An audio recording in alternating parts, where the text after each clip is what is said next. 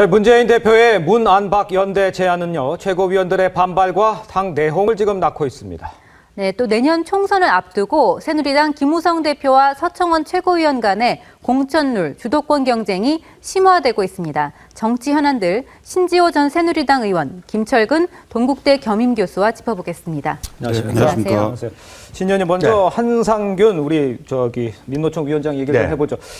조계사에서 좀 자비로 품어줘야 됩니까? 아니면 나와서 검찰 의견이 분분하지만 내몰아서 해야 되는 겁니까? 대한민국이 법치국가 아닙니까? 법치국가인 이상 당연히 조계종에서 이런 그 현행범, 어떻게 보면 국법질서 파괴범인데 그거를 보듬어 안아주는 것이 부처님이 얘기한 자비가 아니라고 생각합니다. 그리고 많은 불자들이 지금 최근 조계사의 그 화쟁위원회에서 일단 신변 보호 요청을 받아들이지 않았습니까? 그렇습니다. 이게 어떻게 신변 보호의 대상이 될 수 있는가? 오히려 범인을 은닉해 주는 거 아닌가? 이런 그 여론이 지금 빗발치고 있습니다. 그래서 아마 오늘 이제 그 한상균 씨가 그 무슨 기자회견 한다고 그러지 않습니까? 그렇습니다. 이게 왜냐하면 그 화쟁위원회라고 하는 것은 그 조계종의 종단의 한 그냥 독립적인 위원회에 불과합니다. 근데 종단의 공식 입장은 아니잖아요. 그러니까 종단도 지금 고민을 하고 있을 겁니다. 그러니까 이 여론이 본인에게 불리하게 돌아간다는 그런 그 지금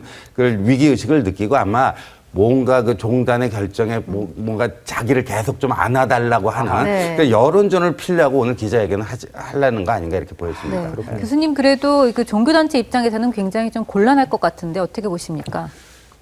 고민이 많이 되죠. 그렇겠죠. 이름하여 108번뇌겠죠. 근데 그 지금 자승 총무원장이 외국에 나가 있는 거죠. 오늘 돌아오는 걸로 되어 있습니다. 이런 상황에서 그 화쟁위원회가 사실상 수용을 했지만 딱 부러지게 이제 또 결론적으로 얘기는 또 안 했어요.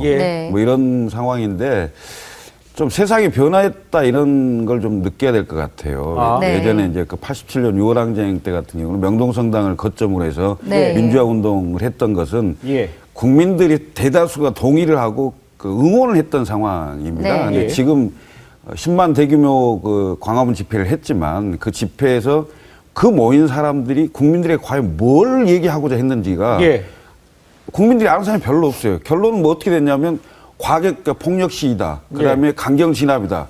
이 논쟁만 남아 있는 상황이거든요. 그래서 지금 그 한상균 민주노총 위원장도 조계사에 들어가 있는데 과거 80년대에 자기가 어떤 투쟁의 중심으로 생각하고 자꾸 거기에 머무르려고 해서는 오히려 국민들로부터 외면당할 가능성이 있거든요. 그래서 저는 종교단체 또 조계종에 부담을 주지 않는 선에서 본인이 자기 스스로 해결하는 게 오히려 옳다 이런 생각이 듭니다. 자, 우리 야당 상황을 좀 짚어보죠. 이제 문안박 연대, 이제 안철수 전 대표의 결정이 결정적으로 영향을 미치겠습니다만 또 그렇다고 해서 문제가 완전히 해결되는 것도 아닌 상황인 것 같습니다. 상황을 어떻게 봐야 됩니까? 지금 이제 최고위원들의 반발은요, 저는 당연한 거라고 보는데 사람이 언제 제일 화가 나냐면요, 무시당했을 때 제일 화가 납니다. 근데 최고위원들 입장에서 보면 완전히 무시당한 거거든요. 근데 사실 이게 집단 지도 체제에서 이제 그 당 대표가 그 중에 이제 최고 이제 저게 아닙니까? 그렇습니다. 그런데 이런 식으로 이제 그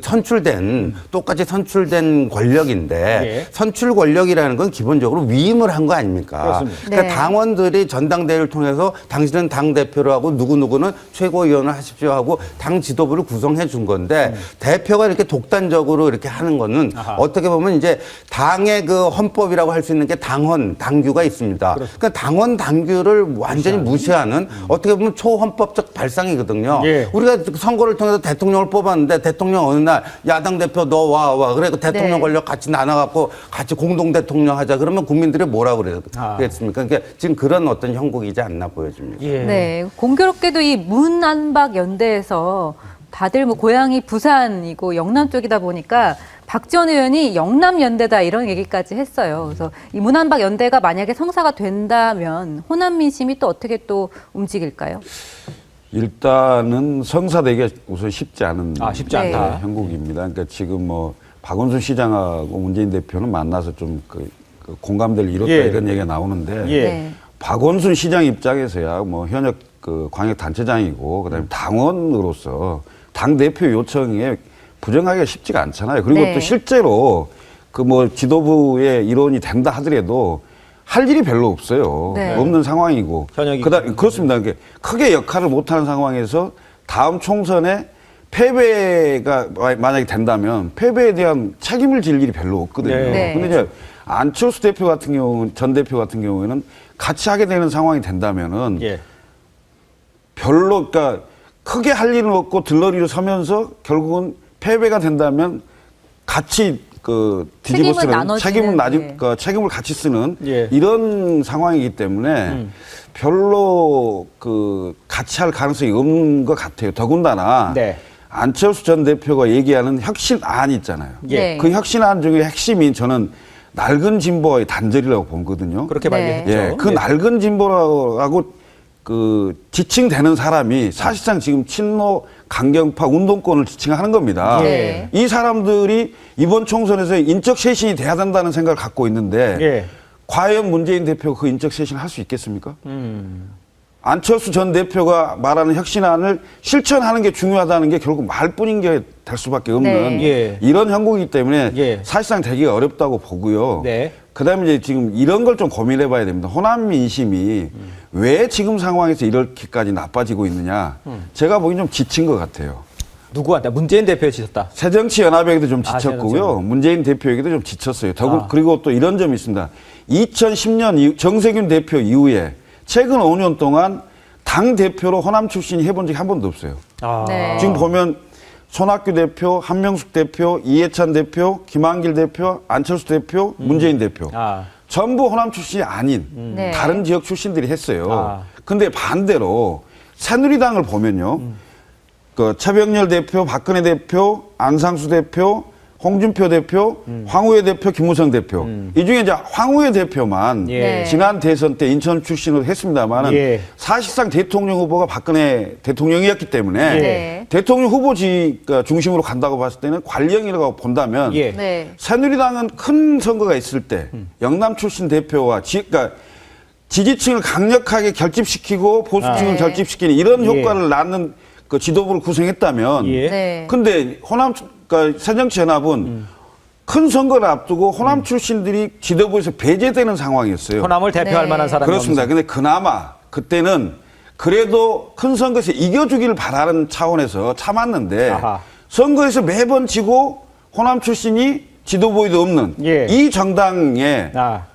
제가 보기에는 별로 마음이 안 간다. 네. 그리고 앞으로 이길 가능성도 별로 없는 예. 이런 상황으로 판단하고 있는 걸로 예. 보입니다. 네. 그렇다 그러면 안철수 전 대표가 참여한다 하더라도 비주류 쪽에서는 반발하고 따로 결집할 수 있는 가능성도 충분히 있다고 봐요. 그렇죠. 그러니까 이거를 이제 문안파기 세 분이 또 공교롭게도 PK 출신입니다. 그러니까 예. 문안파 연대가 PK 연대 아니냐. 그럼 네. 그렇게 되면 호남에서는요 굉장히 그 실망감이 커지는 거죠. 그렇겠죠. 근데 어저께 한국갤럽 이제 주간 예. 정기 조사 발표를 보면요 새누리당 지지율은 예. TK 텃밭인 TK에서 5%가 올랐는데요. 예. 새정치연합은 호남에서요 8%가 빠져버렸어요. 그렇죠. 예. 문재인 네. 대표 광주 갔다 오면 좀 붙어야 되잖아요. 그렇습니다. 오히려 네. 불 끌어갔다가 혹을 붙이고 온 그런 격이 돼버린 건데. 예. 네. 근데 안철수 이제 전 대표가요. 어떻게 보면 이게 기회입니다. 뭐냐면 본인이 낡은 진보와의 결별. 예. 이것도 당내 부패 정당 이렇게 얘기했잖아요. 예. 그러니까 뭐 월요일 날 어디 부산 가갖고 그 기자회견 한다는데요.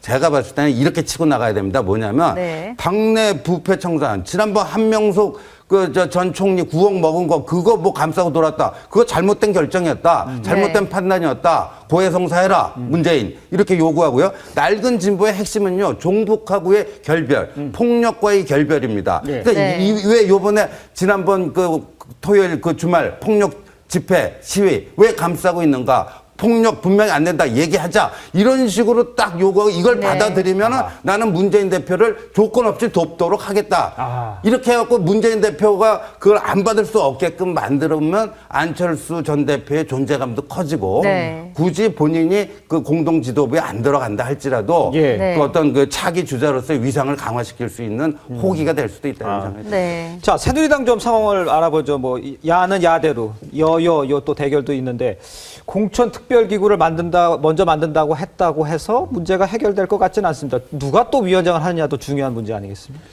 근데 결국은 이 싸움은요, 박근혜 대통령과 김무성 대표의 싸움이죠. 아, 네. 왜냐하면 그러니까 결국 당에서는 친박 대 비박의 갈등으로 나오지만 예. 이게 박근혜 대통령의 후반기 전국 운영과 그다음에 후계 구도, 퇴임 후의 구도 뭐 이런 것까지 다 같이 맞물려 있는 상황이거든요. 그래서 예.